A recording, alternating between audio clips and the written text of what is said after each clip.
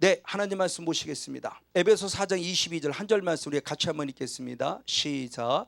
너희는 유혹의 욕심을 따라 썩어져가는 구습을 쫓는 옛사람을 벗어버리고. 아멘. 자, 오늘은 광야의 영성에 관한 17번째 시간입니다. 자, 지난주부터 믿음의 표현이라는 제목으로 말씀을 나눴습니다.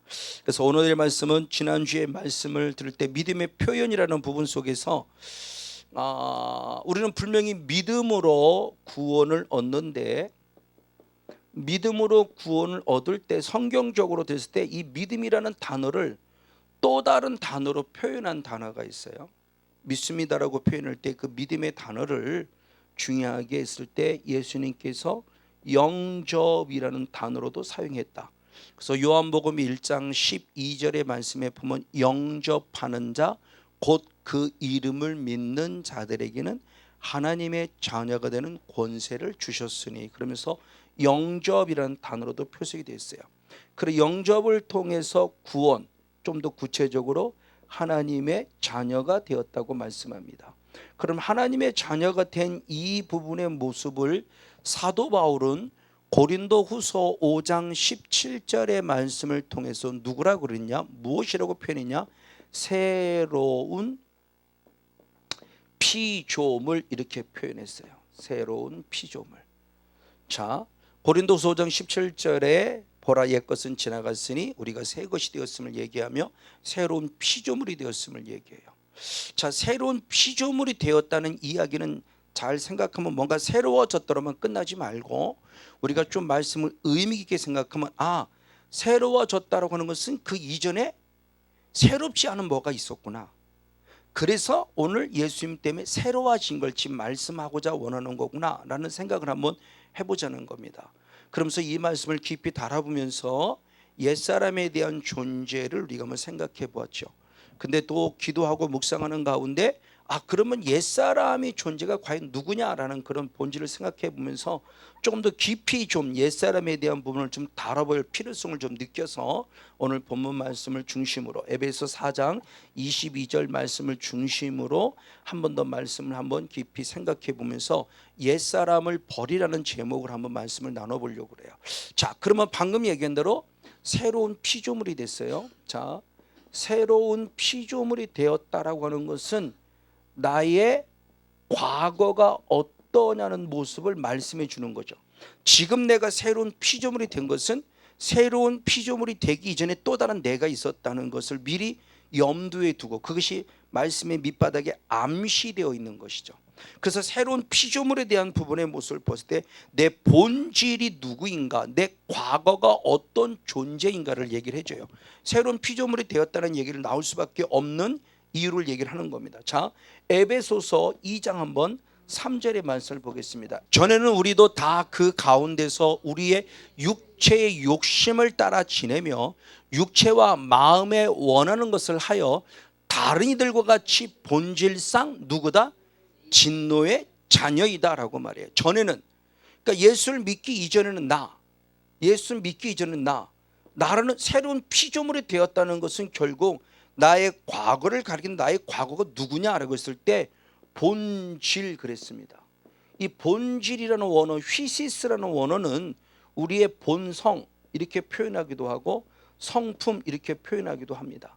다른 성경에서는 본성이라고 해석이 되기도 했고 성품이라고 해석이 돼 있어요. 그러니까 내 본질, 내 본성, 내 성품이 어떠냐는 거예요. 그 성품이 뭐냐? 본질상 누구의 자식이냐? 진노의 자식이라고 그랬어요. 자, 근데 이게 예수 믿기 이전으로만 끝남이 아니라 예수를 믿고 있는 지금 이 순간에도 나의 모습이 본질상 진노의 자식이라는 영성이 내 안에 남아 있다는 것이 문제예요. 자, 우리가 에베소 아까 읽었던 에베소 4장 22절 말씀을 우리가 목사님을 통해서 많이 들었던 말씀들인데 이 말씀을 좀 더 구체로 영적으로 한번 봤으면 좋겠어요. 자, 내 본질의 모습을 보면서 그럼 본질상 진노의 자식이라고 하는데 그 진노의 자식이라는 게 결국 누구의 자식임을 말하냐는 거예요. 자, 그럴 때 에베소 2장 2절이 답을 주고 있습니다. 에베소 한번 2장 2절의 말씀을 봅니다. 자, 에베소 2장 2절 시작. 그때 너희가 그 가운데서 행하여 이 세상 풍속을 쫓고 공중의 권세 잡은 자를 따랐으니 곧 지금 불순종하는 아들들 가운데 역사하는 영이에요. 그러니까 내가 본질상 진노의 자식이 되어져서 육체의 욕심을 따라 살아갈 수밖에 없었던 그 원인은 뭐냐? 지금도 공중권세 잡은 자. 이 공중권세 잡은 자는 누구냐? 지금도 우리들 불순종하는 자, 우리들의 성건용 목사 안에 성건용 목사 불순종하는 자들, 그들 안에서 역사하는 누구다? 영, 푸뉴마. 그러니까 공중권세 잡은 자, 공중권세 잡은 자는 지금 누굽니까? 에베소 6장 12절 13절의 말씀에 보면 사단임을 말하고 있죠. 그러니까 결국 내가 본질상 진노의 자식이 될 수밖에 없다고 하는 것은 결국 공중권세 잡은 자의 자식, 이 말을 달리 말하면 우리는 내가 원하지 않지만 본질상 나는 사탄의 자녀임에 대한 부분의 모습을 말해주고 있는 거예요. 자, 이것이 중요한 부분이에요. 자, 예수 믿기 이전의 내 모습이에요. 본질상 진노의 자녀. 근데 놀랍게 이 본질상 진노의 자녀 이 모습이 예수를 믿은 이후에도 계속 남아있다는 거예요. 우리가 이거를 그 전에는 해결하지 않았어요. 그러니까 예수 믿기 전으로만 끝남이 아니라 예수 믿고 난 이후에도 이 모습이 있다는 거예요. 자, 이게 이제 분명히 문제가 되는 거예요. 자, 그랬을 때 이런 대표적인 인물이 누구냐? 바리새인들이에요. 바리새인들에 대한 모습을 어떻게 표현했는가? 마태복음 23장 13절 그리고 33절 두 말씀 읽겠습니다. 마태복음 23장 13절 33절 시작. 화 있을진저 외식하는 서기관과 바리새인들이여, 너희는 천국 문을 사람들 앞에서 닫고 너희도 들어가지 않고 들어가려 하는 자도 들어가지 못하게 하는도다. 그리고 뱀들아 독사의 새끼들아, 너희가 어떻게 지옥의 판결을 피하겠느냐. 자, 중요한 얘기를 했어요. 우리의 본질을 봅니다. 자, 분명히 예수를 믿음에도 불구하고 왜 새로운 피조물이라고 말할 수밖에 없었는가라는 부분의 모습에서 내 과거의 본질을 보는 거예요. 내 본질이 본질상 진노의 자식인데, 이 진노의 자식은 결국 누구냐? 내 존재가 누구냐?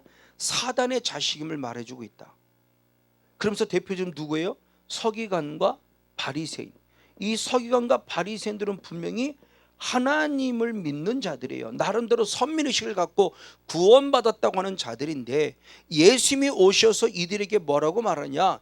이 회칠한 무덤과 같은 자들아, 화 있을진저 외식하는 자들아, 너희는 천국 문을 들어가지 않고 천국에 들어가려는 자마저도 천국으로 들어가지 못하게 막을 뿐만 아니라 너희 스스로가 지옥 자식이 돼 있고, 그리고 다른 사람을 전도해서 더 지옥 자식, 배나도 지옥 자식이 되게 하고 있다라고 말하며, 너희의 존재가 누구냐? 이 독사의 새끼들하고 말하며 사탄의 자식임에 대해서 예수님이 친히 바리새인들을 책망하는 거예요. 이건 예수님의 제자들이 한 말이 아니고요, 예수님이 바리새인에게 하는 얘기예요. 예수님이 성건용 목사에게도 하는 말이 있으세요. 나는 예수를 믿는데, 나는 하나님을 믿는데 어떻게 내 안에 사탄이. 이게 오늘의 현실이에요. 그러니까 이게 결국 뭐냐는 거예요. 자, 예수 믿기 이전에 본질상 진노의 자식인데, 예수를 믿고 나서도 나는 여전히 아직도 본질상 진노의 자식이라는 잘못된 영성 앞에 사로잡히고 있다는 거예요. 자, 이 말씀이 결국 뭐냐? 우리들의 삶 자체가 지금 영이라는 세계에 실제로 살고 있다는 거예요. 그래서 늘 인식하라고 그랬어요. 단순히 육으로만 살지 말고, 지금 내가 영의 세계 속에 살고 있다는 걸 늘 인식하라는 거예요. 자, 그 모습을 통해서 우리들의 존재가 영적인 존재임을 잘 가르쳐주는 말씀이 고린도전서 2장 12절입니다. 고린도전서 2장 12절 말씀을 한 목소리로 같이 한번 읽습니다. 시작. 우리가 세상의 영을 받지 아니하고 오직 하나님께로 온 영을 받았으니 아멘. 이는 우리로 하여금 하나님께서 우리에게 은혜로 주신 것들을 알게 하려 하심이라. 아멘. 자, 나라는 존재가 있는데, 나라는 존재가 성령, 하나님의 영, 성령을 받고, 반대로 세상의 신은 사단이죠. 사단을 받지 아니함을 감사합니다라고 표현해요. 그러니까 나라는 존재가 성령을 받을 수도 있고 세상의 영을 받을 수도 있는데, 내 선택에 의해서 성령을 받아들이는 사람도 있고, 어떤 사람은 반대로 성령을 받지 않고 세상의 영을 받아들일 수 있다는 거예요. 자, 왜? 나의 존재가 2장 11절 말씀을 봅니다. 나라는 존재가 누구이기 때문이냐? 2장 11절 말씀 같이 한번 읽습니다. 시작. 사람의 사정을 사람의 속에 있는 영 외에는 누가 알리오. 아멘. 지금 우리입니다. 우리라는 존재가 결국 누구를 말하느냐? 영적 존재임을 말하는 거예요. 즉 사람이 사람 속에 있는 영, 그 영을 통해서 내가 나를 알 수 있다는 거죠. 그러니까 내가 영적인 존재라는 거예요. 왜? 성경이 분명 말씀합니다. 창세기 2장 7절의 말씀에 하나님께서 흙으로 무엇을 만드시고 사람을 만드시고 그 코에 무엇을 불어넣으시니 생기를 불어넣으신 우리가 누가 되었더라? 생영, 영적인 존재, 살아있는 존재가 되었다. 우리 스스로가 영이라는 존재임에 대한 부분의 모습을 분명히 말씀해요. 그러니까 하나님이 우리를 영이라는 존재로 창조하셨어요. 우리는 절대 육이라는 존재로만 머물러 있지 않아요. 그래서 수없이 말씀을 드렸지만 우리는 육은 영을 담는 그릇이에요. 이 육이라는 것은 영을 담는 그릇이기 때문에 내가 영적인 존재로서 성령을 받아들일 수도 있고 사단을 받아들일 수 있다는 거예요. 우리의 존재가. 그래서 중요한 얘기를 하는 거예요. 지금 왜 우리의 존재가 결국 본질상 진노의 자식일 수밖에 없느냐 하는 모습이에요. 대단히 안타깝지만 왜 내가 본질상 진노의 자식이지? 지금 내가 예수를 믿음에도 불구하고 바로 내가 원하지 않았으나 나의 조상 그 누군가로부터 흘러 그것이 내게 영향력을 입힌 걸 말합니다. 그때 이 세상에 성령을 받았다, 세상을 받지 않았다 할 때 받는다라는 말씀이 있어요. 받는다, 받았다라는 말씀이 헬라어로 람바노라는 원어인데, 이 람바노라는 원어는 어디에 쓰여지냐? 우리가 잘 알고 있는 요한복음 1장 12절 말씀에 무엇하는 자? 영접하는 자, 곧 그 이름을 무엇하는 자? 믿는 자. 자, 지난주 말씀에 믿는 것에 대한 새로운 표현, 다른 표현이 영접이라는 표현인데, 이 영접이 람바노예요. 그러니까 방금 읽었던 고린도전서 2장 12절에서는 성령을 받고 세상의 영을 받지 않았다 할 때 받는다가 람바노예요. 근데 그 람바노가 요한복음 1장 12절이니까 결국 영접이에요. 그러니까 받아들였다는 겁니다. 영접했다는 거. 왜? 내가 영적인 존재이기 때문에 성령을 받아 영접하든지 아니면 사단을 영접하든지 나의 존재가 둘 중에 하나 속에 있다는 거예요. 이게 실제적인 우리가 지금 영의 세계에 살고 있다는 것을 분명히 가르쳐주고 있는 겁니다. 그러니까 우리 조금 더 영적으로 예민하게 생각해야 돼요. 저 사람이 화를 내요? 그냥 단순히 옛날에는 혼의 세계로 보고 유괴적으로 보면서 화냈어, 아이 성질 참 더러워 이렇게 봤어요? 아니요, 조금 더 깊이 보면 그 사람이 화를 낸 게 아니에요. 그 사람 안에 화를 내게 하는 누가 있는 거다? 악한 영이 존재가 들어있는 거예요. 왜? 자기도 알지 못하는 새 그 영을 끌어들인 거예요. 내가 영접해 드림으로 내 안에서 악한 영이 합법적으로 일하도록 놔둔 거예요. 그러니까 옛날에 육의 눈으로 볼 때는 어떻게 사람이 그럴 수 있어? 그러 끝냈어요. 근데 이제는 영의 눈으로 보니까 아니요, 그 사람이 긍휼히 여겨져야 돼요. 그 사람이 불쌍히 여겨져야 돼요. 왜? 그 사람이 그러는 게 아니라 그 사람 안에는 악한 영이 그러고 있는 거니까. 우리가 이런 눈만 조금만 가지고 있으면 사람을 대하는 자세가 달라져요. 옛날에는 그것이 미움으로 표현됐으면 지금은 불쌍함으로 표현되고 긍휼함으로 표현되죠. 그러면 당연히 눈물의 기도가 되고요. 그러니까 차원이 달라요. 그 혼이라는 신앙생활과 영이라는 신앙생활은 전혀 차원이 다릅니다. 그래서 하나님은 우리에게 정답을 알려. 왜? 우리는 영적인 존재이기 때문에 주님이 정답을 알려줬어요. 어떤 정답을 알렸냐? 신명기 30장 한번 19절의 말씀을 봅니다. 신명기 30장 19절 한 절 말씀을 같이 봅니다. 시작. 내가 오늘날 천지를 불러서 너희에게 증거를 삼노라. 아멘. 내가 생명과 사망과 복과 저주를 네 앞에 두었은즉 너와 네 자손이 살기 위하여 무엇을 택하라? 생명을 택하라. 자, 하나님은 우리들에게 생, 사, 화, 복을 주셨어요. 주님이 생명과 주님이 복만 주시는 것이 아니라 주님이 분명히 화와 저주도 주세요. 자, 잘하라 그랬습니다. 저주를 사탄이 주는 게 아니에요. 하나님이 주시는 거예요. 그럼 사탄은 뭐냐? 저주를 받도록 죄짓게 만드는 거죠. 그러니까 사탄의 존재를 용납해서는 안 되죠. 성령은 자꾸 생명을 주려고 정답까지 알려줬어요. 생사화복이 내 앞에 있지만 너는 생명을 택해. 복을 택해라고 정답까지 알려주었는데 대대는 안타깝게 저를 비롯해 우리 모두가 다 같이 생명을 택하고 복을 택한 것이 아니라 나는 화를 택하고 저주를 택한 거예요. 그것이 지금 우리들이 삶을 지금 살아가고 있는 거예요.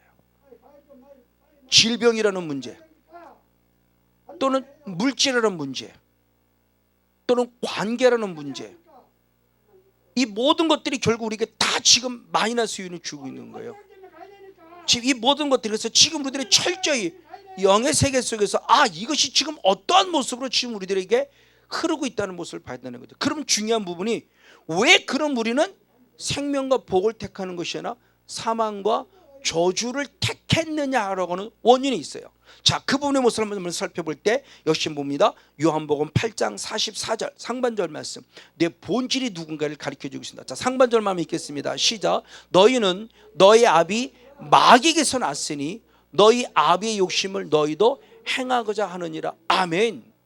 자, 나라는 존재, 너희는 그랬어요. 이 너희는 존재가 예전에는 제가 그냥 유대인만 생각했다고 했는데 그 앞절 요한복음 8장 31절의 말씀에 보면 그들 중에 예수를 믿은 사람 그럽니다.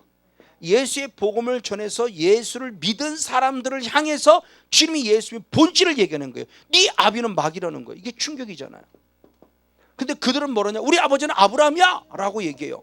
당연히 아브라함이라고 믿고 있어요. 당연히 우리 아버지는 아브라함 믿고 있는데 예수님은 아니야, 네 아버지는 아브라함이 아니라 네 아버지는 마귀야라고 얘기해요. 그러니까 우리의 본질을 지금 얘기하는 거예요. 본질. 그러니까 내가 왜 사망을 택할 수밖에 없고 내가 왜 화를 택할 수밖에 없고 저주를 택할 수밖에 없는가라는 그 원인을 얘기해 줄 때 내 안에 본질인 사단이라는 존재가 그거를 택하게끔 만들고 있다라는 거예요. 이걸 빨리 영으로 깨달아야 돼요. 안 그러면 이해가 안 돼요. 저 사람이 왜 그래? 저 사람이 왜 그러지? 이걸 육으로 보고 혼으로 보면 그 사람이 이해가 안 돼요. 영으로 봐야 그럴 수밖에 없구나. 그래야 불쌍히 여기지고 긍휼히 여겨지는 거예요. 자, 이 말씀을 더 봅니다. 맞습니다. 그러면 왜 우리가 사탄의 자식이 될 수밖에 없는가라는 원인을 찾아야 되겠죠. 왜 우리가 본질상 진노의 자식이 될 수밖에 없지? 왜 예수님을 믿음에도 불구하고는 그 원인을 찾아야 돼요. 그 원인은 누구냐? 한 사람 아담 때문이었어요. 자, 우리 지난주에 말씀을 나눴지만 한 번 더 살펴봅니다. 로마서 5장 12절 역시 한번 같이 있습니다. 시작. 이러므로 한 사람으로 말미암아 죄가 세상에 들어오고 죄로 말미암아 사망이 왔나니 이와 같이 모든 사람이 죄를 지었으므로 사망에 모든 사람이 이르렀느니라. 아멘. 왜 우리가 사단의 자식일 수밖에 없냐? 본질상 왜 사단의 자식이어야만 하느냐라고 하는 부분의 모습입니다. 그것은 한 사람 누구 때문이다? 아담. 그렇죠? 창세기에 있었던 한 사람 아담 때문에 아담이 하나님께 죄를 범함으로 우리에게 사망이 들어왔는데 이것을 통해서 혈통이 흘러 이제는 누가? 모든 사람이 똑같이 죄를 범함에 우리에게도 결국 무엇이 들어왔다? 사망. 그러니까 한 사람 아담 때문에 모든 사람이, 그래서 이 땅에는 의인이 없나니 하나도 없다라는 거 로마서 3장 21절의 말씀에 하나도 없어요. 모든 사람이 죄인이에요. 모든 사람이 죄인. 그러니까 우리 모두가 죄인이라는 거 누구도 부인할 수 없어 이거예요. 자, 그러면 이걸 실제로 인정한 사람이 누구냐? 다윗이에요. 다윗이 우리아의 아내 밧세바를 범하고 그 우리아를 죽이는 살인죄를 범한 이후에 나단 선지자를 통해서 철저히 책망을 듣습니다. 책망을 들은 다음에 그가 하나님께 드린 기도가 있어요. 회개 기도인데 그 회개 기도가 어떤 기도였는가? 역시 말씀을 한번 살펴봅니다. 시편 51편 5절에 개역 성경하고 현대인 성경을 보겠습니다. 다윗이 이렇게 기도합니다. 뭐라냐? 내가 죄악 중에 출생하였으며 모친이 죄 중에 나를 잉태했나이다. 즉 내 의도와 의지와 상관없이 조상의 혈통을 타고 들어온 내 존재가 누구냐? 내가 죄악 중에 출생했고 엄마의 모친이 죄 중에 나를 잉태했다 그랬어요. 그걸 현대인 성경은 조금 더 쉽게 풀어줬습니다. 자, 현대인 성경 한번 더 보겠습니다. 시작. 나는 태어날 때부터 죄인이었어요. 아멘. 그리고 우리 어머니가 나를 뵌 순간부터 나는 뭐를 가지고 태어났다? 죄성. 그러니까 현대인 성경이 의역한 거지만 아주 잘 풀었어요. 나는 죄인으로 태어났어요. 왜? 태어날 때부터 죄성을 가지고 태어났기 때문에. 그러니까 다윗처럼 훌륭한 하나님의 사람도 음란의 죄를 지었고 그런 살인죄를 지을 수밖에 없는 이유를 말하는 거예요. 내가 어머니로부터 죄성을 가지고 태어났는데 그 죄성을 가지고 태어난 순간 나는 죄인, 죄를 지을 수밖에 없는 죄인이 되었다라는 원인을 얘기를 해주는 거예요. 자, 이 말씀이 너무너무 중요한 영적 의미를 지금 우리에게 주고 있습니다. 맞습니다. 왜 우리가 사탄의 자식이 될 수밖에 없었는가라는 의미입니다. 그래서 우리 죄성 자체, 우리 그 본질 자체가 바로 진노의 자식이기 때문에 나는 결국 어떤 존재가 되느냐? 죄의 종로로 탄다고 말해요. 죄의 종로로. 자, 같이 말씀할 때 갈라디아 4장 한번 8절 말씀을 보겠습니다. 시작. 그러나 너희가 그때는 하나님을 알지 못하여 본질상 하나님이 아닌 자들에게 누구 했어요? 종로로 했으니까 내가 본질상 진노의 자식, 사탄의 자식으로 태어남으로 말미암아 하나님이 아닌 자, 하나님이 아닌 자는 결국 누구예요? 사단에게 나는 무엇했다는 겁니까?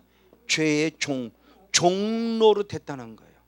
그러니까 사도 바울은 정확하게 영적 원리를 알아서 우리에게 말씀해 줬어요. 자, 바로 이런 모습들입니다. 그래서 하나님께서 지금 우리의 본질 자체를 말씀함에 있어서 그 누구냐 했을 때 우리는 사단에게 종로로 할 수밖에 없는 존재 속에서 바로 이것이 나의 옛사람임을 얘기를 해줍니다.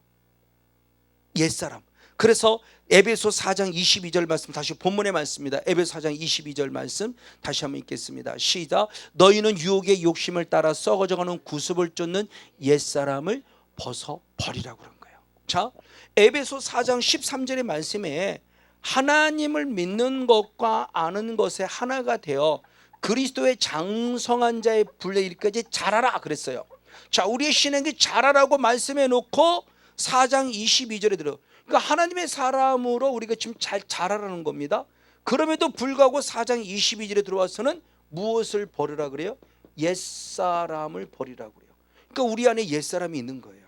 그러니까 사도 바울은 그걸 영으로 보는 거죠. 그러면 성건용 목사 안에 있는 옛사람은 과연 어떤 사람입니까? 그냥 과거에 옛날에 죄졌던 단순히 그런 사람? 아니요, 그런 존재를 말하는 것이 아니라 내 본질이 무엇인가를 드러내서 나는 본질상 진노의 자식이었구나. 그 진노의 자식은 사탄의 자식이었다는 거구나. 그걸 무엇하라?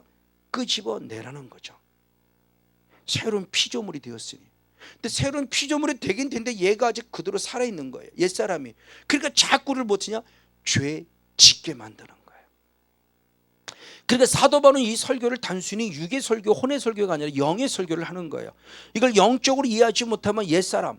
그래서 우리는 저도 옛날에 혼의 설교를 들을 때 옛사람 버리라 그러면 내가 하고 어떤 그냥 내가 화내 이거 버려야 되는데 왜 이게 안 되지?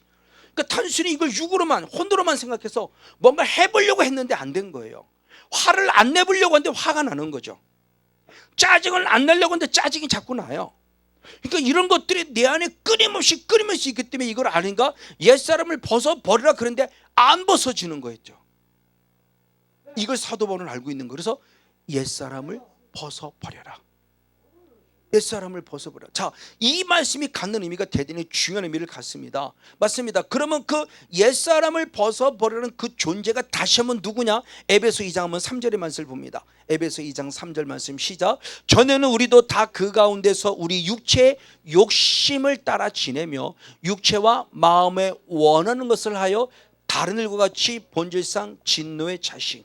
자, 이 진노의 자식, 즉 사탄의 성향이 뭐냐 그랬을 때 우리는 아직도 육신의 무엇을 따라 만들게 해요? 욕심. 야, 아까 말했던 옛사람을 벗어버리라도 너희 우리를 유혹해서 옛사람 욕심을 따라가는 유혹에서 벗어나라 그러는 거죠. 그러니까 옛사람이라는 존재가, 사단이라는 존재가 지금도 끊임없이 저와 여러분을 유혹해요. 그래서 어떻게 하느냐? 자꾸 죄짓게 만드는 유혹을 해요. 이게 육신의 욕심이에요. 그래서 세상의 종욕, 안목의 종욕, 이생의 자랑. 선악과를 보는 순간 먹음직스럽게 만들고 보암직스럽게 만들고 지혜롭게 탐스럽게 만든 그것을 둘을 죽여가는 거예요. 그러니까 이 옛사람의 흔적이 없어져야 내가 사는데, 또 예수를 믿음에도 불구하고 옛사람의 흔적이 남아있으니 나는 계속 죄를 짓게 되는 거고, 죄를 지면 결국 우리는 지옥이라니까요. 그러니까 영이라는 세계를 알면서 영의 세계, 이 악한 사탄 마귀가 싸우는 게 얼마나 큰 유익인가를 아는 거예요. 이것이 안 되면 정말 우리가 안 되는 거예요. 저 역시도 마찬가지예요. 그러니까 저도 똑같이 목사였지만 예전의 모습은 화낼 거 다 화냈고, 짜증낼 거 다 짜증냈고, 아내에게나 아이들에게 피해를 줬고 성도들에게 피해를 줬어요. 근데 이것이 이게 맞구나, 정말 하나님 앞에. 그래서 우리들의 존재의 모습이 결국 영의 세계에서 어떤 모습이냐를 지금 말씀을 가르쳐주고 있는 거죠. 너무너무 중요한 모습 맞습니다. 자, 이렇게 살아간 대표적인 사람이 있으니 누구냐? 고린도 교회 성도들이에요. 자, 고린도전서 3장 한번 1절 말씀을 봅니다. 고린도전서 3장 1절 시작. 형제들아, 내가 신령한 자들을 대함과 같이 너에게 말할 수 없어서 육신에 속한 자 곧 그리스도 안에서 누구다? 어린아이들을 대함과 같다. 자, 옛사람의 흔적에 남아있다는 것은 육신의 욕심, 바로 진노의 자식의 영성에 남아있는 옛사람의 흔적, 그것이 결국 뭐냐 그랬을 때 영적으로 나를 지금 누구로 만들었다? 어린아이. 영적으로 어린아이를 만든 거예요. 그러니까 예수를 안 믿는 게 아니에요. 믿어서 구원을 얻었는데 영적으로 어린아이예요. 그러니까 아직도 육신을 따라 살아가요. 옛사람의 흔적을 따라 살아가요. 내 본질이었던 사단의 모습을 내가 따라가고 있는 거예요. 나는 분명히 하나님 믿음에도 불구하고, 나는 분명히 예수를 믿음에도 불구하고, 그러니까 그동안에는 죄 짓고 다 지으면서 괜찮아, 교회 가서 회개하면 돼, 이렇게 생각했단 말이에요. 틀린 얘기 아니에요. 교회 가 회개하면 돼요. 근데 지금 제가 새벽에 요한계시록을 강의하는데, 요한계시록을 강의함에 있어서 아무나 회개하고 싶다고 해서 회개되는 게 아니에요. 회개할 기회를 주었음에도 불구하고 회개하지 않은 자가 있고요, 어떤 사람은 전혀 회개할 기회조차 얻지 못하는 사람이 있어요. 그러니까 우리들의 존재 속에 지금 하나님이 주시는 은혜 속에서 나의 삶을 내가 어떻게 살아가는가 모습을, 중요한 모습이에요. 우리가 어떻게 살아가는가. 자, 다 바로 그 모습입니다. 그래서 이렇게 옛사람의 흔적을 가지고 살아가는 모습을 보여주는데, 이 옛사람의 흔적을 가지고 살아가는 모습이 아직도 영적인 어린아이인데, 그 영적인 어린아이라고 했을 때 그 안에 드러난 열매가 뭐냐는 겁니다. 고린도전서 3장 3절의 말씀을 봅니다. 고린도 3장 3절 시작. 너희는 아직도 육신에 속한 자로다. 너희 가운데 시기와 분쟁이 있으니 어찌 육신에 속하여 사람을 따라 행함이 아니려. 아멘. 그러니까 육신에 속한 자, 이 육신에 속한 자의 열매가 뭐냐? 시기와 질투, 다툼이에요. 이 시기와 질투, 고린도 교회가 바로 이렇게 살아가는 거예요. 그럼 이들이 은사가 없었나요? 아니, 은사 있었어요. 방언의 은사도 있고요, 예언의 은사도 있고요, 환장의 은사도 있고요, 환상의 은사도 있고요, 통변의 은사도 있고요. 근데 그들은 어떻게 살아가느냐? 또 시기와 질투 속에 살아가요. 그럼 시기와 질투 살아가는 이 사람들이 육신의 욕심을 따라 살아가는 자인데, 이 육신의 욕심을 따라가는 이 시기와 질투가 누구로부터 나오냐는 근원. 자, 야고보서 3장 14절 15절 한번 두 절 말씀을 보겠습니다. 그러나 너희 마음속에 독한 시기와 다툼이 있으면 자랑하지 말라. 진리를 거스려 거짓하지 말라. 너희 마음속에 시기하는 마음, 다투는 마음. 그럼 이것은 누구로부터 왔냐? 15절 시작. 이러한 지혜는 위로부터 내려온 것이 아니고 세상적이고 정욕적이고 마귀적이다. 그러니까 결국 저 시기와 질투와 다툼이 누구로부터 온 것이다? 마귀로부터 온 것이라는 거죠. 그러니까 내 안에 우리가 금방 알 수 있는 거예요. 내 안에 금방. 그러니까 말씀 안에서 우리가 선단다면 빨리 아차, 내 안에 이 다툼의 마음, 내 안에 이 분노의 마음이 오면서 내 안에 지금 마귀라는 존재가 정욕적으로 일하고 있는 거를 내가 느낄 수 있는 거죠. 그러니까 빨리빨리 파악해야 돼요. 그러니까 영이라는 세계를 지금 볼 수 있어야 된다는 겁니다. 맞습니다.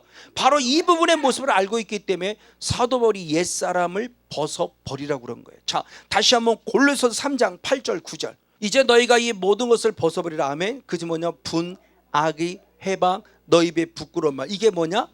내 옛사람이다. 옛사람과 그 행위를 벗어버려. 옛사람. 그러니까 옛사람의 흔적을 빨리빨리 벗어버리라는 거예요. 그것이 내 안에 흔적이 남아있다는 것이 맞아요. 그 옛사람을 벗어버리라는 말을 히브리서 기자는 이렇게 표현했어요. 히브리서 12장 1절을 봅니다. 히브리서 12장 1절 같이 한번 읽겠습니다. 시작. 이러므로 우리에게 구름같이 둘러싼 허다한 증인들이 있으니 아멘. 모든 무거운 것과 얽매이기 쉬운 죄를 벗어버리고 그랬어요. 저 벗어버리고 원어가 옛사람을 벗어는 원어가 똑같아요. 그러니까 결국 옛사람을 벗어버리는 것은 내 안에 얽매기 쉬운 죄를 빨리 벗어버리라는 거예요. 그러니까 옛사람이 아까 골로새 3장 8절의 말씀 쭉 읽었던 말씀, 내 안에 분노, 악의, 시기, 질투, 다툼, 이것이 뭐냐? 옛사람이 얽매기 쉬운 죄를 짓게 하는 행위죠. 그 행위의 모습이 빨리 벗어져야 된다는 거예요. 정말 중요해요. 그것이 버려져야만 내가 살 수 있다는 걸 얘기를 하는 거예요. 옛사람을 벗어버리라는 겁니다. 바로 그분의 모습이에요. 그러면서 그분의 모습을 할 때 그 벗어버린다는 말을 또 다른 말로 의역을 한번 해봅니다. 또 다른 말로 의역하면 어떤 의미냐? 자, 골로새 3장 8절 9절을 현대어 성경을 한번 봅니다. 현대어 성경.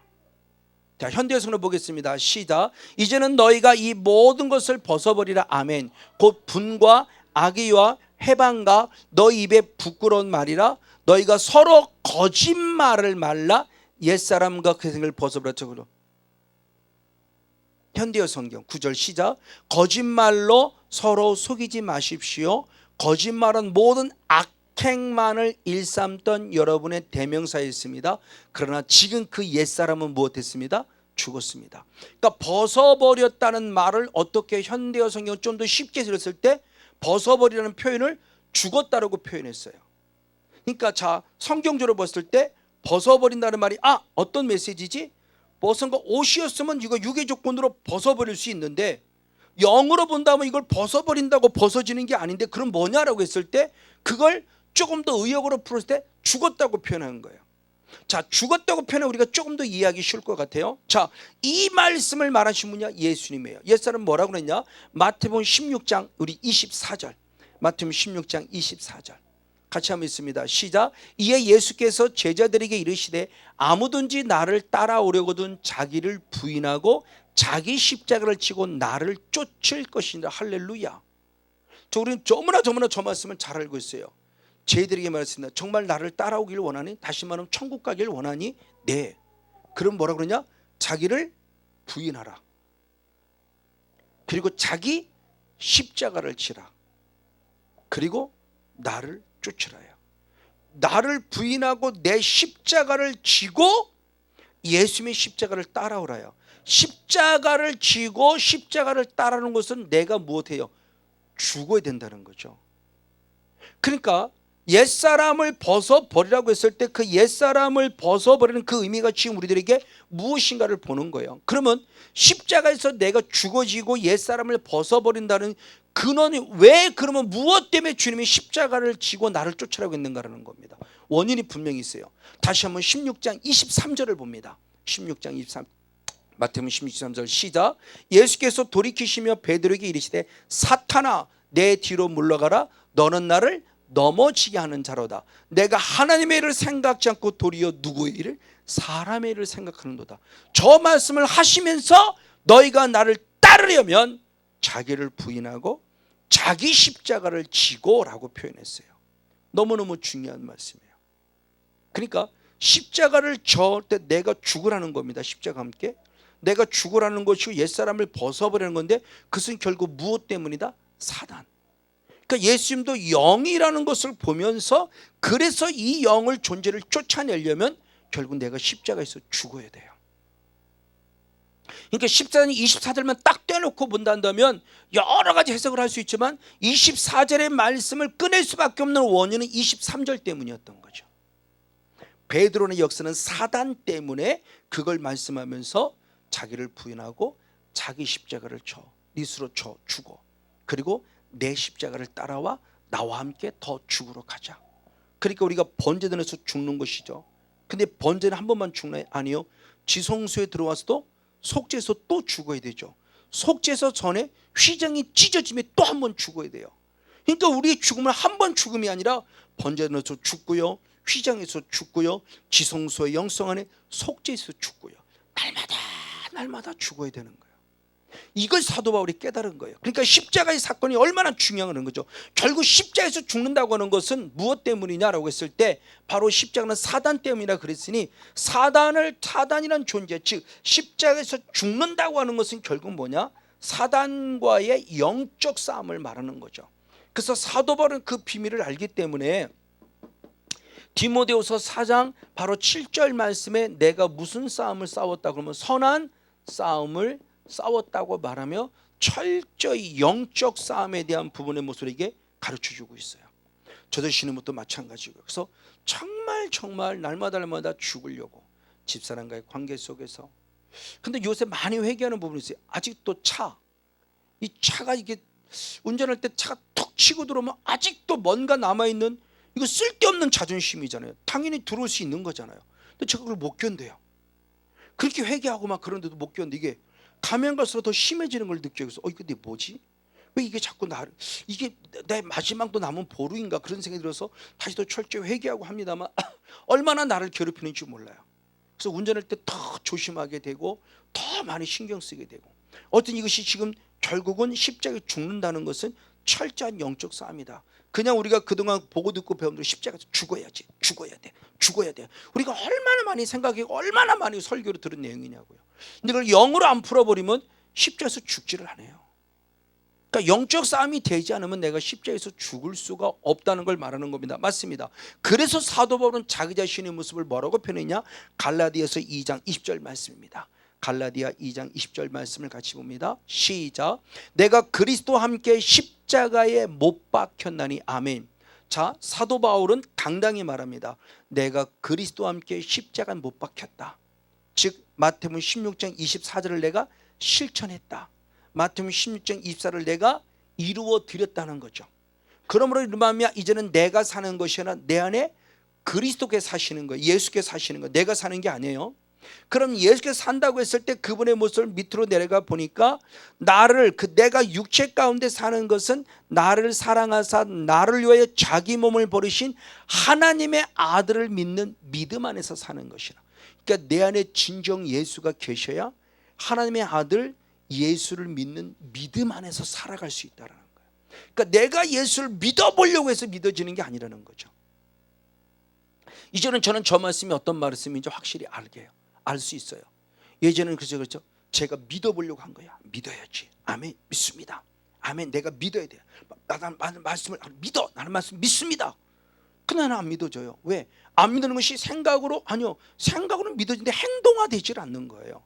범사에 감사함이 되지 않았고요. 쉬지 않고 기도해야 되는데 쉬지 않고 아니요, 나는 날마다 기도하고 싶지 않아요. 기도를 해보려고 하지만 기도가 안 됐던 거죠. 그러니까 저는 말씀대로 산 게 아니에요. 저는 죽은 믿음이었던 거죠. 그러니까 이것이 제 안에 실제였다는 것을 지금 말씀을 통해서 한번 살펴볼 수 있는 겁니다. 맞습니다. 그래서 결국 십자가에서 죽었다는 것은 나를 위해 십자가에 죽으신 예수를 위해 산다는 믿음의 고백인데, 그 예수를 위해 산다는 것이 결국 뭐냐? 내 죄도 죽은 옛사람에 대한 부분을 보면서 그 옛사람을 흔적도 남기지 말고 제거될 것을 말하는 거예요. 그래서 성경은 말할 때 로마서 6장 한번 6절의 말씀을 보겠습니다. 로마서 6장 2절과 6절 같이 볼게요. 2절과 6절 같이 한번 읽습니다. 시작. 그럴 수 없느니라 죄에 대하여 죽은 우리가 어찌 그 가운데, 죄에 대해 우리는 죽은 거예요. 왜? 십자가에서. 그래서 6절의 말씀에 우리가 알거니와 우리 옛사람이 예수와 함께 십자가에 못 박혔어요. 왜? 죄의 몸이 멸하여 다시는 우리가 죄에게 종노릇하지 아니하기 위함이다. 그러니까 옛사람이 죽었다고 한다면 나는 죄를 짓는다 안 짓는다? 안 짓는다. 근데 선권용사 아직도 죄를 짓고 있다? 그럼 옛사람이 죽지 않았다. 옛사람이 죽지 않았다는 것은 아직도 내 안에 누가 남아있다? 본질인 진노의 자식 사단의 영이 아직도 남아있다. 그러니까 우리 끊임없이 지금 옛사람을 제거해서 싸워가는 거예요.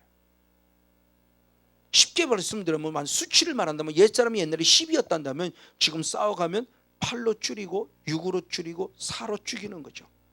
2로 줄이고 자꾸 싸워서 줄여서 완전히 성령의 사람으로 바꾸어져 가는 거죠. 이게 새 사람을 입는 거죠. 그러니까 옛사람을 벗어버린다는 것이 우리에게 지금 어떤 것을 말하고 있는 것에 대해 의미를 지금 보는 겁니다. 맞습니다. 이렇게 예수님과 함께 죽는다는 것은 결국 죄에 대하여 죽는 것을 고백하는 것으로, 이것이 바로 뭐냐? 세례를 의미해요. 그 사도 바울이 로마서 6장 3절과 4절의 두 절에 그렇게 표현했습니다. 로마서 6장 3절 4절을 봅니다. 시작. 무릇 그리스도 예수와 함께 세례를 받은 우리는 아멘 그의 죽으심과 합하여 세례 받는 줄을 알지 못하느냐? 그러므로 우리가 그의 죽으심과 합하여 세례를 받음으로 아멘 그와 함께 장사되었나니 할렐루야. 그러니까 철저히 세례 받는다고 하는 것은 내가 그리스도와 함께 십자가에 죽었다는 것을 얘기하는 거예요. 그럼 죽은 자는 죽으로만 끝나냐? 아니요. 다시 사는 것도 연합되어져야 돼요. 그래서 하나님의 거룩한 의가 내 안에 들어오므로 영적인 새 사람을 입어야 돼요. 이게 실제적인 영적 싸움이라는 거죠. 그러니까 성령을 힘입어 사탄의 존재를 끄집어냈으면 끄집어내는 끝나면 계속 성령으로 채워지는 하나님과 다시 살아가는 영의 삶, 바로 그것이 성령 충만, 그 존재를 지금 가르쳐 주는 거예요. 그래서 저는 요 근래 우리 성도들 많이 강조합니다. 영의 세계가 실제입니다. 지금 우리가 영의 세계에 살고 있습니다. 여러분 육으로 살지 마세요. 혼의 감정으로 살지 마세요. 기분으로 살지 마세요. 우린 영으로 살아야 돼요. 성령으로. 영으로 사는데 사탄으로 사는 자면 죽는 거고 성령으로 살아야만 이깁니다 라고 지금 계속 강조하고 있어요. 똑같은 말을 반복. 그렇죠? 집사람과의 관계가 기분이 나빠요? 자존심이 상해요? 이걸 혼으로 보지 말라는 거죠. 아, 지금 사탄이 지금 부부관계를 깨트리려고 역사하고 있는 거구나. 내 안에도 아내 안에도. 그렇죠? 부모 자녀 간도 마찬가지고 목회자 성도 간에도 마찬가지고요. 맞아요. 이 부분의 모습이, 그러니까 우리가 지금 살아간다고 했을 때 이 죄에 대해서 죽어서 철저히 죄를 십자가 앞에 묻어버리고 하나님이 주신 은혜가 내가 다 살아간다는 것이 놀라운 은혜에 대한 구분의 모습을 그분 스스로가 지금 고백하고 있는 겁니다. 맞습니다. 근데 그 죽음의 모습이 아까도 그것이 한 번으로 죽음이 아닙니다. 그래서 사도 바울은 뭐라고 고백하느냐? 고린도전서 9장 27절. 고린도전서 9장 27절을 봅니다. 시작. 내가 내 몸을 저 복종하게 함은 내가 남에게 전파한 후에 자기가 도리어 무엇이 될까? 버림이 될까 두려움이라. 자, 지금 사도 바울이 옛사람을 벗어버린다고 하는 이 부분의 모습이 영적 싸움을 얘기했고, 옛사람을 벗어버림 속에서 중요한 걸 얘기하는 겁니다. 그럼 어떻게 하냐? 내가 날마다 주께서 나를 날마다 무엇해서 쳐서 무엇한다? 복종한다고 그래요. 그러니까 철저히 자기를 쳐서 복종하는 거예요. 그러니까 자기를 쳐서 복종하는 의미는 뭐냐? 내가 남은 전도에서 남은 구원시켜 놓고 혹시 내가 하나님께 버림받을까? 그래서 고린도전서 15장 31절 말씀에 사도 바울은 고백할 때, 죽음을 고백할 때 한 번으로 죽는다고 말하지 않고 날마다 죽었다고 고백해요. 이게 저에게도 지금 필요한 영성이고 우리 모두에게 필요한 영성이에요. 날마다. 맞습니다. 자, 그런데 구원은 받았으나 끝내 옛사람을 버리지 아니함으로 말미암아 버림받은 대표적인 사람이 있으니 누구냐? 사울왕이에요. 자, 옛사람을 버리라 했는데 옛사람을 버리지 않았어요. 자, 성령을 받았어요. 기름 부음 받았어요. 성경은 새 사람까지 되었다고 그래요. 사무엘상 10장 6절. 사무엘상 10장 6절 시작. 내게는 여호와의 신이 크게 임하리니 아멘. 너도 그들과 함께 예언을 하고 변하여 새 사람이 되리라. 아멘. 하나님께서 사울을 특별히 택하여서 그에게 성령의 기름을 부었어요. 그래서 그를 하나님의 사람 왕으로 세우려고 했는데 왕으로 그냥 세울 수가 없기에 성령을 부어서 누구로 만들었냐?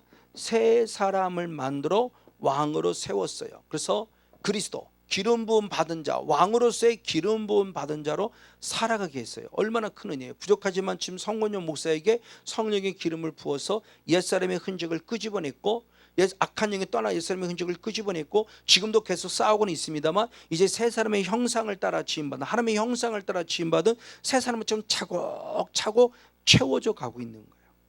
자, 그런데 그럼에도 불구하고 분명히 새 사람이 되었다고 말씀하는데도 불구하고 왕이 된 지 2년 만에 사울 왕이 40년을 왕의 사역을 하는데 왕이 된 지 2년 만에 블레셋과의 전투가 벌어지고 15장에 들어가서는 아말렉과의 전투가 벌어지는 두 번의 사건이 있습니다. 2년 만에 블레셋과의 전투가 벌어지는데 그만 사무엘이 늦게 왔어요.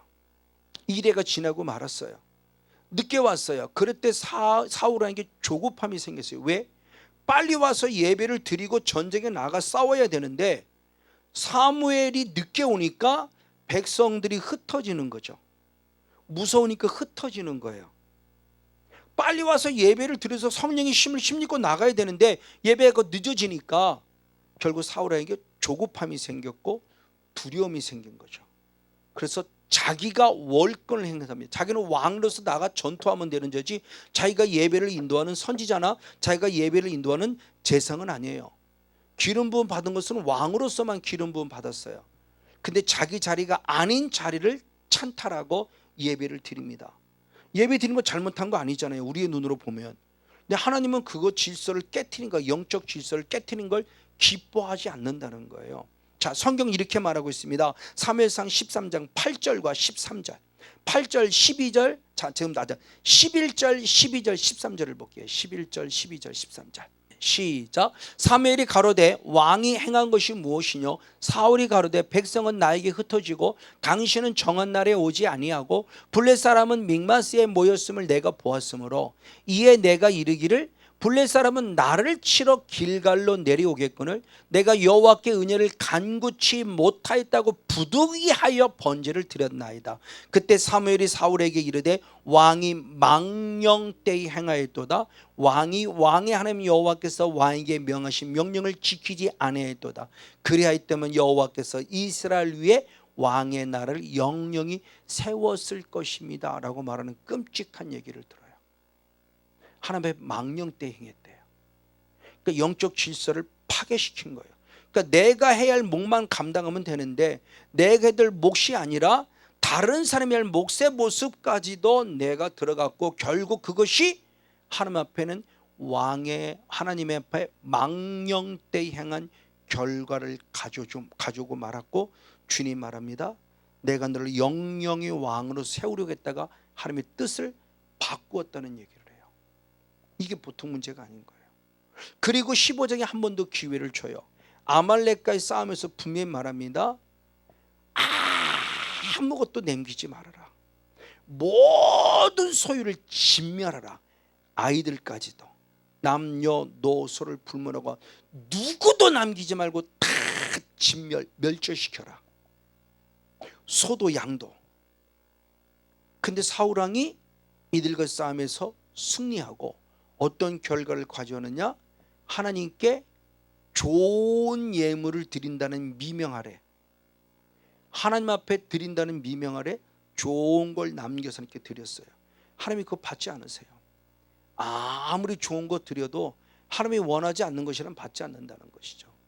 어쨌든 보십시오. 지금 주님께서 우리들에게 원하시는 필요한 부분의 모습이 지금 내게 무엇하느냐는 거예요. 자, 이 부분의 모습을 가졌을 때 뭐라고 핑계를 대느냐? 사무엘상 13장 5절 15장 3절과 15절 사무엘상 15장 3절과 15절 시작. 지금 가서 아말렉을 쳐서 그들의 모든 소유를 남기지 말고 진멸하되 남여와 소아와 젖먹는 아이와 우양과 약대와 나귀를 다 죽이라 하셨어요. 근데 15절의 말씀에 사울이 가로되 그것은 무리가 아말렉 사람에게서 끌어온 것인데 백성이 당신 하나님 여호와께 제사하려 하여 양과 소의 가장 좋은 것을 남기며 그 외의 것은 우리가 진멸한 나이다라고 말하며 좋은 것을 남긴 것에 대한 모습을 이유를 댑니다. 하나님께 예배하려고요 이렇게 한 거예요.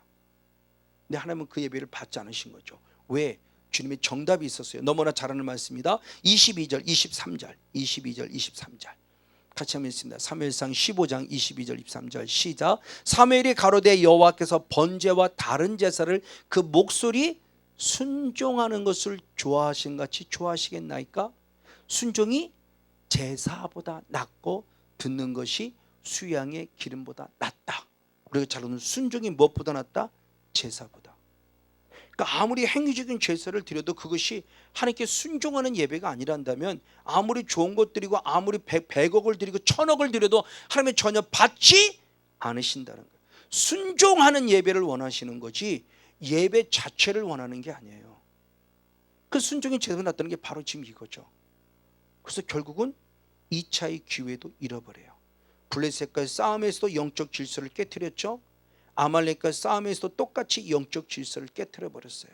그러면 누가 그랬을까라는 거죠. 사울이 그랬냐? 아니요.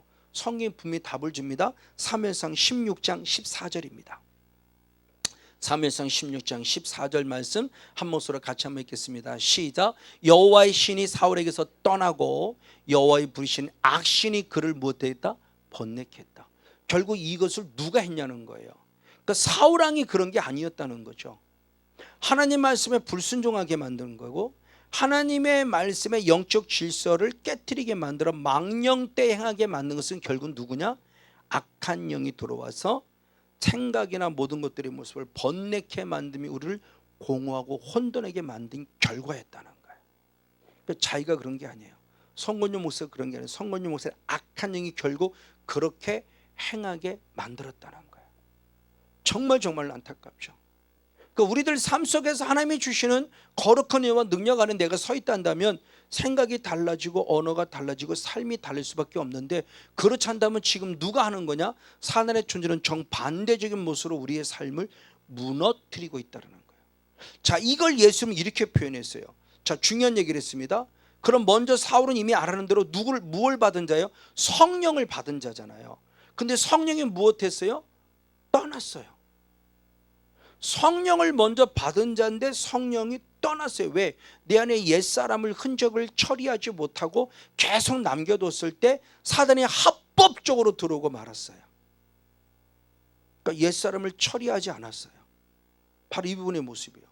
이걸 예수님께서는 이렇게 표현했습니다. 마가복음 2장 22절의 말씀을 봅니다. 마가복음 2장 22절 한 절 말씀을 같이 봅니다. 시작. 새 포도주를 낡은 가죽 부대에 넣는 자가 없나니 아멘. 만일 그렇게 하면 새 포도주가 부대를 터뜨려 포도주와 부대를 버리게 되느니라. 오직 새 포도주는 새 부대에 넣느니라 하시나 아멘. 새 포도주를 만약 성령으로 우리가 비유한다면 새 포도주를 담는 그릇은 새 가죽 부대가 돼야 돼요. 새 사람이 되어야만 이걸 보호할 수 있는 거죠. 근데 아무리 신선한 성령의 기름은 새로운 포도주가 부어져도 내 몸, 내 삶 자체가 낡은 가죽 부대 옛사람으로 머물러 있으면 결국 새 포도주가 부어도 새로운 신년 성령의 기름 부어도 다 소멸하고 만다는 거예요. 그래서 데살로니가 전서 5장 바로 19절 말씀에 성령을 무엇하지 마라? 소멸하지 말라고 그런 거예요. 결국 성령이 소멸된다는 거죠. 나로부터 떠난다는 거예요. 자, 이걸 고백한 자가 누구냐? 우리가 잘 알고 있는 다윗이에요. 그래서 다윗이 회개함에 자기의 죄성을 발견했을 뿐만 아니라 내가 죄를 지으므로 하나님께 뭐라고 하냐? 성령을 거두어 가지 말라고 고백해요. 자, 시편 51편 우리 한번 11절 한 절 말씀 읽겠습니다. 시편 51편 10절 11절 시작. 나를 주 앞에서 쫓아내지 마시며 주의 성신을 내게서 거두지 마소서. 그러니까 다윗은 아는 거예요. 내가 죄를 지으면 지을수록 나로부터 누가 떠남을? 성령님이 나를 떠남을 아는 거예요. 그러니까 그 음란의 죄와 살인죄를 지었을 때 빨리 고백하는 게 주여 내게 성신을 거두지 마소서. 그리고 구원의 은혜를 회복을 위해 기도해요. 너무너무 중요한 부분이에요. 근데 우리는 성령이 안 떠난다고 생각하고 있거든요. 영원히 함께 하실 성령이 안 떠난다고. 아니요, 떠나요. 다시 또 채워야 되는 거예요. 다시 또 충만히 받아야 돼요. 예수님도 한 번만 성령 받은 게 아니라고 그랬잖아요. 계속 성령 받으시고 우리도 계속 성령을 받아야 돼요. 왜? 내가 죄 지으면 결국 그분은 나를 더 떠날 수밖에 없는 거예요. 안 떠나기를 원하지만 안 떠날 수 없어요. 내가 결국 그분을 쫓아내는 꼴이 되어버리고 마는 거죠. 그래서 이사야 선지자나 사도 바울은 성령을 근심케 하지 말라고 그랬어요. 자, 이사야 63장 10절의 말씀을 봅니다. 이사야 63장 10절 말씀 같이 한번 보겠습니다.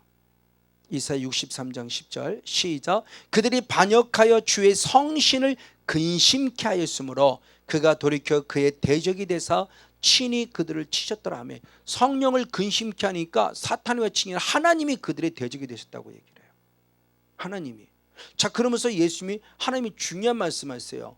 창세기 6장에 뭐라고 표현했냐? 창세기 6장 한번 3절 말씀을 봅니다. 하나님이 근심되면, 성령이 근심되면 어떤 결과를 가져오느냐를 봅니다. 시작.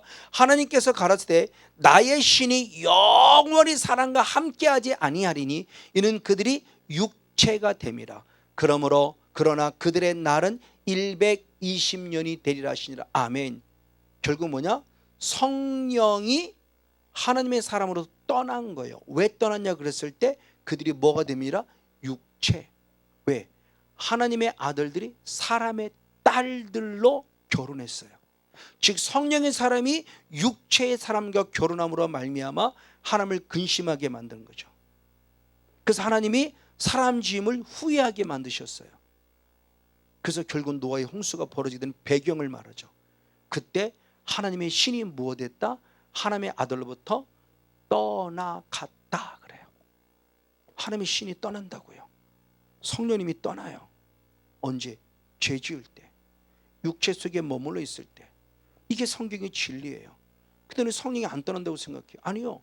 성건전 목사도 성령이 충만할 때가 있고 성령이 충만하지 않을 때가 있어요. 정말 성령이 충만할 때는요, 식사기도만 해도 막 성령의 강력한 기름 부음을 느껴요. 근데 성령이 충만하지 않으면 똑같이 식사기도 똑같은 내용을 기도해도 전혀 기름 부음을 못 느낄 때가 있는 반면에 어떤 때는 막 강력하게 성령의 통치를 받을 때가 있어요. 식사 기도를 할 때만 해도 전혀 차원이 다른 거죠. 바로 이 모습입니다. 맞습니다.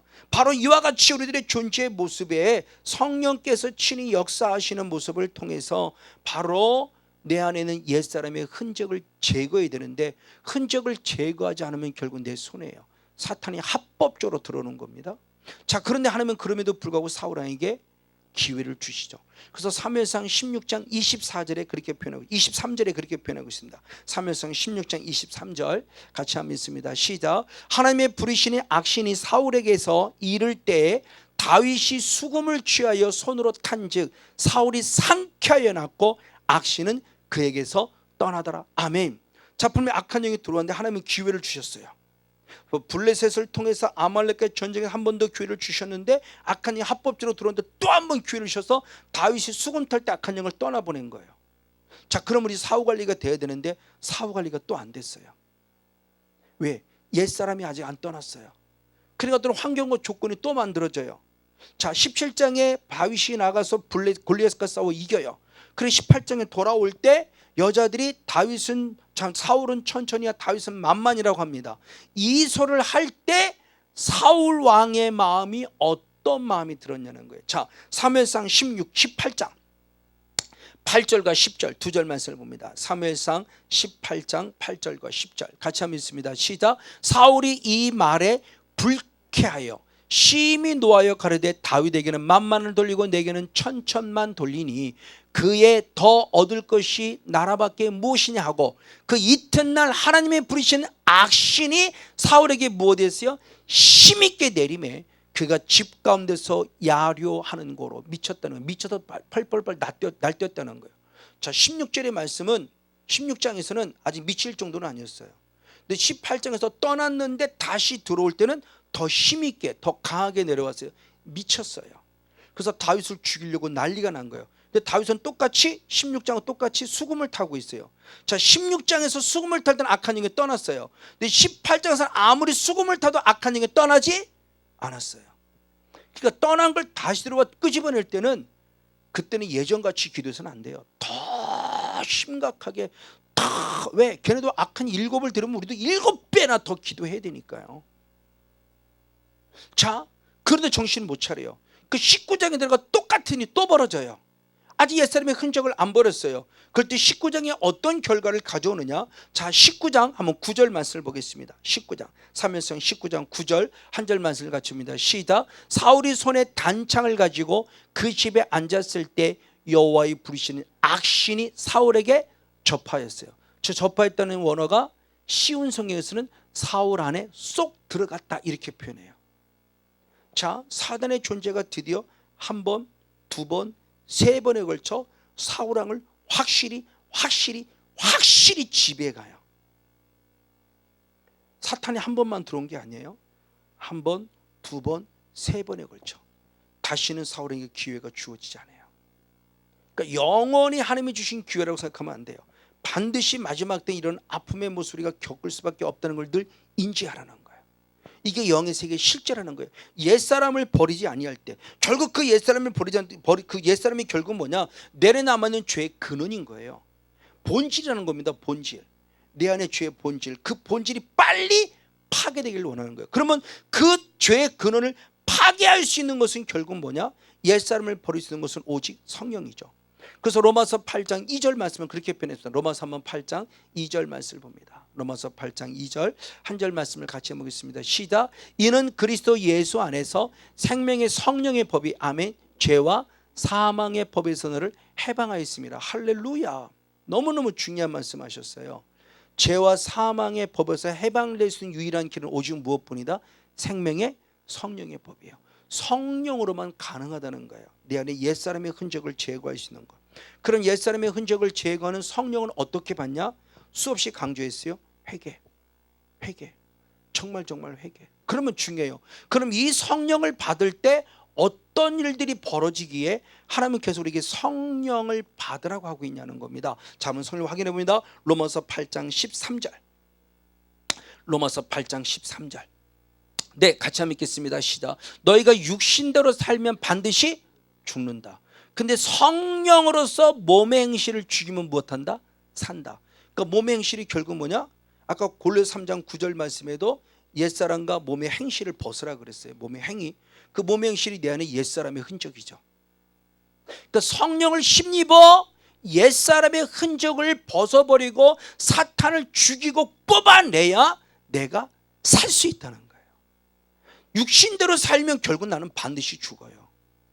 이게 눈에 보이지 않는 영적 싸움인 걸, 그걸 고백한 자가 역시 사도 바울인데 갈라디아 5장 16절 17절에 그렇게 고백했습니다. 갈라디아 5장 16절 17절 시작. 내가 이러므로 너희는 성령을 쫓아 행하라. 아멘. 그러면 육체의 욕심을 이루지 아니하리라. 그것이 결국 뭐냐? 육체의 소욕은 성령의 소욕을 거스리고 성령의 소욕은 육체의 소욕을 거스리나니 이 둘이 서로 대적함으로 너희의 원하는 것을 하지 못하게 하려 함이라. 아멘. 성령의 속해 육체의 소욕을 이겨요. 내 눈에 보이지 않는 성령의 소욕, 육체의 소욕이 늘 싸우고 있어요. 서로 대적해요. 그러므로 성령 충만하지 않으면 안 된다는 거죠. 성령을 통해서 오직 육체의 소욕을 제거해야 돼요. 이 육체의 소욕이 바로 옛사람이죠. 이게 사탄의 성향이에요. 얘를 뽑아내야 돼요. 이게 영적 싸움이죠. 결국 그러니까 옛사람을 뽑아낸다는 것은, 벗어버린다는 것은, 이걸 죽인다고 하는 것은 영적 싸움을 말하는 거예요. 그래서 성령을 힘입어 귀신을 쫓아내야만 하나님의 나라가 내 안에 이루어진다고 그랬어요. 바로 그 모습을 지금 말합니다. 그러면서 그 영적인 싸움은 계시록 12장 11절 말씀, 계시록 12장 12절 말씀 어떻게 싸울 것을 말하는 분이다. 이미 수없이 강조했지만 시작. 또 여러 형제가 어린 양의 피와 자기의 증거하는 말을 인하여 저를 이기었으니 아멘. 그는 죽기까지 자기 생명을 아끼지 않았다. 할렐루야. 죽기까지. 정말 중요한 영성입니다. 죽기까지 싸우는 거예요. 그런 마지막 성령을 받아 우리는 어떠한 존재로 바뀌냐? 새 사람으로 바뀌게 되는데, 새 사람으로 바뀌는 열매가 무엇이냐? 결론입니다. 에스겔 36장 26절. 에스겔 36장 26절. 네, 두 절 말씀 같이 합니다. 한 절 말씀 같이 합니다. 시작. 또 새 영을 너희 속에 두고 새 마음을 너에게 주되 너희 육신에서 굳은 마음을 제어버리고 아멘. 부드러운 마음을 줄 것이다. 할렐루야. 결국 성령의 충만하게 새 영이 임하면 내 안에 무슨 마음? 굳은 마음, 옛사람의 마음들이 제하여 버리고 내 안에 어떤 마음? 부드러운 마음. 부드러운 마음은 결국 뭐야? 하나님의 새 마음의 형상이죠. 그걸 사도 바울은 이렇게 고백했습니다. 에베소 4장 23절 24절. 결론 역시 맺겠습니다. 시작. 오직 심령으로 새롭게 되어 아멘. 하나님을 따라 의와 진리의 거룩함으로 지으심을 받은 새 사람을 입으라. 할렐루야. 심령으로 새롭게 되어라. 새 영을 공급받은 영적인 사람이 되어라. 그래서 하나님의 형상을 따라 지음받은 새 사람을 입으라. 아멘. 굳은 마음이 제거되어지고 부드러운 마음. 오늘 부족하지만 이 주의 중에 가지고 있는 조금이나마 그 좋은 영성, 여러분이 같이 흘러서 우리 다 같이 옛사람의 흔적을 철저히 벗어버림으로 말미암아 성령을 통해서 새 사람을 공급받고 하나님 나라와 하나님의 일을 이루어내고 마지막 영적 섬의 승리의 주인공 우리 모두가 되어지기를 주님의 이름으로 간절히 축복하고 축원을 드립니다. 할렐루야.